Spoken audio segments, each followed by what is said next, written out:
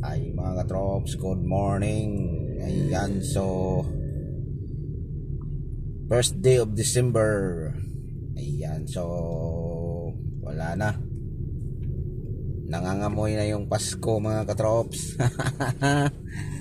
Ay, nangangamoy na, nangangamoy. Nangangamoy na yung mayroong 13 month. Mapasa na ulta nila. Ayan, so ito yung panibago nating adventure ng December 1. So abang-abangan nyo yung mga biyahe natin mamaya. So pupunta muna tayo ng Makati. Kukuha tayo ng isa sasakyan doon, yun yung gagamitin natin. Grabe, kahapon mga katrops, mayroong parada dito. Hindi lang ako nakapag-video, naiwan yung cellphone ko. So grabe ang traffic dito kahapon mga katrops, dito na area yung nakita nyo sa video. Kasi dito yung parada kahapon. Grabe, sayang lang hindi tayo nakapag-video. Ang super duper traffic dito kahapon Sunday. Ito yung kasada na to mga katrops, yung street na to. Grabe yung traffic. So excuse me mga drops. Kaya yun yung update natin kahapon na Sunday. Tapos ngayon panibagong adventure, panibagong biyahe natin, panibagong araw. So ito ngayon mga katrops, yung nung Sabado nandun tayo sa Batangas. Ito talaga ngayon talaga yung pista doon. So buti na lang hindi na tayo bumalik doon kasi alam ko na yung sa temple doon sa mga Chinese sa ngayon or kahapon, marami kahapon kasi yan yung may kausap ako na taga doon lang din. So kahapon talaga, sabi niya sa linggo mas marami pa to kasi nung Sabado medyo hindi naman karamihan. Sabi niya sa akin na linggo o kaya Monday yun daw yung maraming tao kasi yun nga fiesta dispiras o pista yun. So yan lang daw yung marami talagang tao. So batiin natin yung lahat na nakapanood nito. Good morning sa lahat. First day of December. Ayan, so wala tayong ngayon, wala tayong free ride dahil mayroon tayong lakad. Nagmamadali tayo.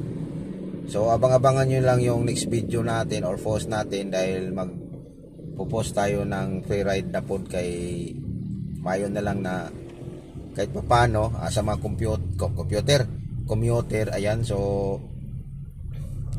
baka bigay man lang tayo nila ng pamasko, free ride para mayroon din tayong may pamahagi din kahit paano man lang. At ganito lang na naparaan at least mayroon tayong pamasko sa kanila. So ayan, yan yung natin. So mayroon na tayong nakadalawang free ride nung nakaraang linggo. Ayan, so nag-PM sa akin nung nag-post ako. Ayan, so abang-abangan nyo lang yung next video natin or next post natin na free ride. Yun, so medyo wala naman sigurong traffic ngayon dahil wala namang ngayon walang klase. So medyo okay lang na medyo ganito yung biyahe natin. Medyo tanghali na, alas 6 na, quarter to 6. Yan, so medyo okay lang. Medyo bumaba yung diesel natin dito sa area ng Cainta. Yung Petron 58, pero yung Metro Astro, ayan, so 57 lang yung diesel nila. Yung iba nag 60. Ano itong nahulog? Sako? Basura?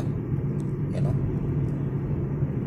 So pero hindi natin maiwasan kahit walang pasok yung ngayong mga estudyante, malamang medyo may kabagalan na rin pag ganitong oras. Ayan, Ayan o, nakikita nyo lang mga trops. Dito pa tayo area ng SMS banda. Ayan, so medyo bumagal na sa kabilang side.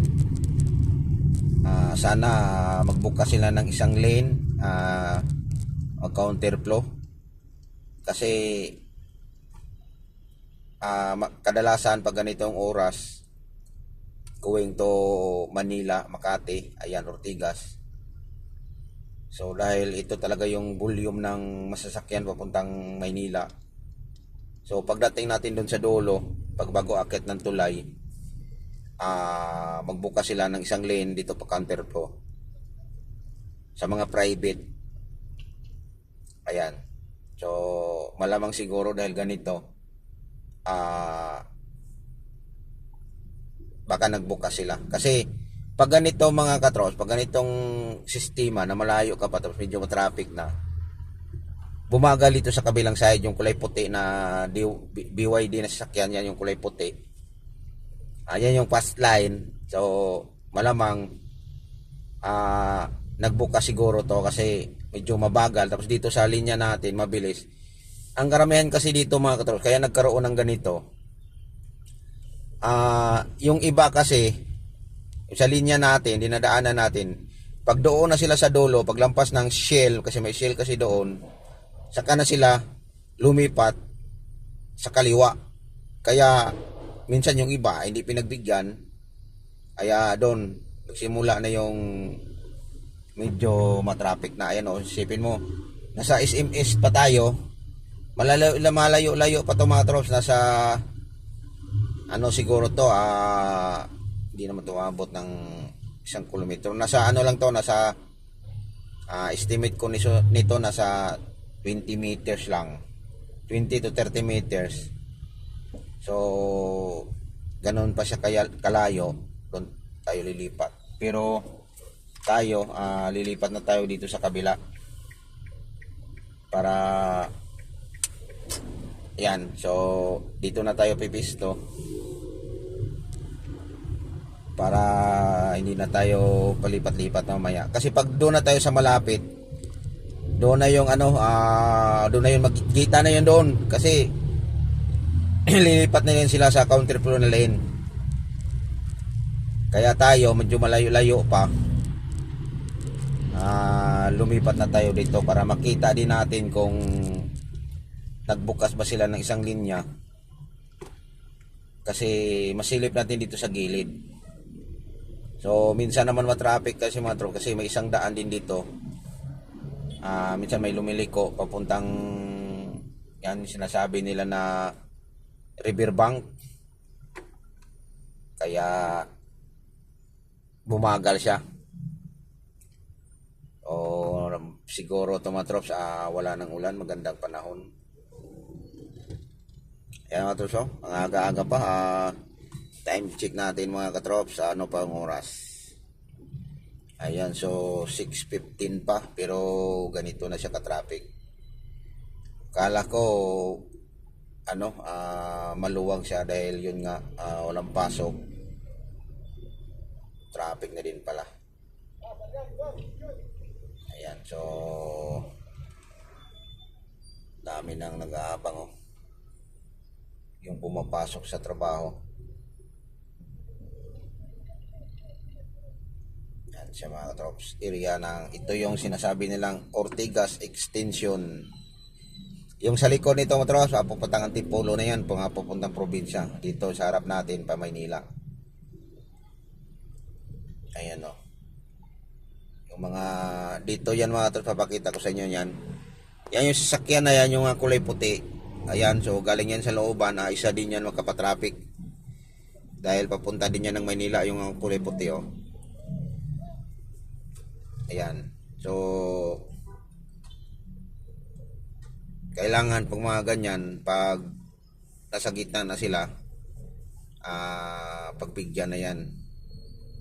Ayan o, buti na lang to, nakita nyo mga trops, ayan o, nagta-traffic.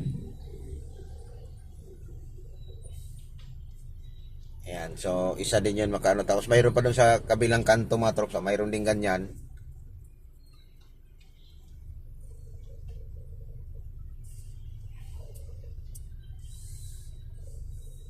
Yan siya mga trops. Oh. Tapos may mga tumatawid-tawid pa.